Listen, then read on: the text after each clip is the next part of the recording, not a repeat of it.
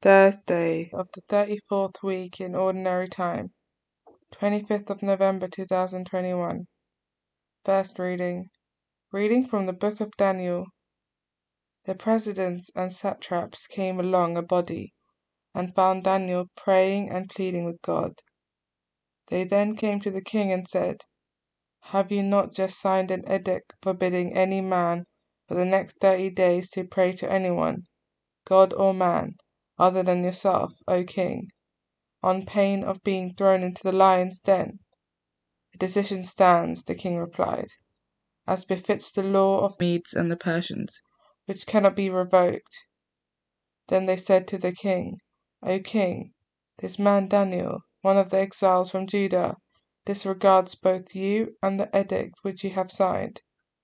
He is at his prayers 3 times each day." When the king heard these words, he was deeply distressed and determined to save Daniel.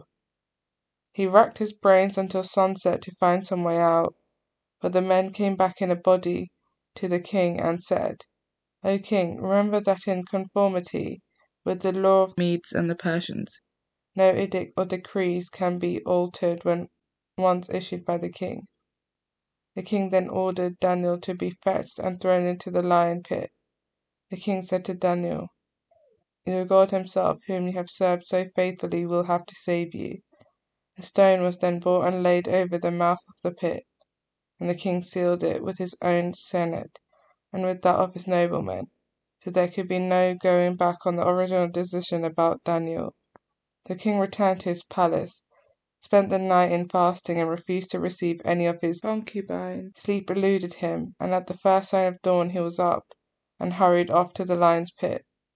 As he approached the pit, he shouted in anguished tones, "Daniel, servant of the living God, has your God, whom you serve so faithfully, been able to save you from the lions?"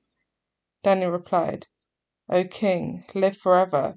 My God sent his angels who sealed the lion's jaws. They did me no harm, since in his sight I am blameless, and I have never done you any wrong either, O king." The king was overjoyed and ordered Daniel to be released from the pit.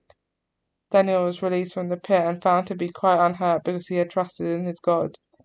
The king sent for the man who had accused Daniel and had them thrown into the lion's pit, they, their wives, and their children, and they had not reached the floor of the pit before the lions had seized them and crushed their bones to pieces. King Darius then wrote to men of all nations, peoples, and languages throughout the world, "May peace be always with you. I decree in every kingdom of my empire, let all tremble with fear before the God of Daniel.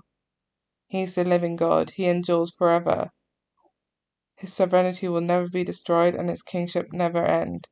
He saves, sets free, and works signs and wonders in the heavens and on earth. He has saved Daniel from the powers of the lion." Responsorial Psalm. Give glory and eternal praise to him. Dews and sleet, bless the Lord. Give glory and eternal praise to him. Frost and cold, bless the Lord. Give glory and eternal praise to him. Ice and snow, bless the Lord. Give glory and eternal praise to him. Night and day, bless the Lord. Give glory and eternal praise to him. Light and darkness, bless the Lord. Give glory and eternal praise to him. Lightning and clouds, bless the Lord. Give glory and eternal praise to him. Let the earth bless the Lord. Give glory and eternal praise to him. Gospel acclamation. Hallelujah, hallelujah. Stay awake and stand ready, because you do not know the hour when the Son of Man is coming. Hallelujah. Gospel. Reading from the book of Luke. Jesus said to his disciples, "When you see Jerusalem surrounded by armies, you must realize that she will soon be laid desolate. Then those in Judea must escape to the mountains, those inside the city must leave it, and those in country districts must not take refuge in it. For this is the time of vengeance, when all the scriptures say must be fulfilled. Alas for those with child, or with babies at the breast, when those days come. A great misery will descend on the land and wrath on this people. They will fall by the edge of the sword and be led captive to every pagan country and Jerusalem will be trampled down by the pagans until the age of the pagans is completely over.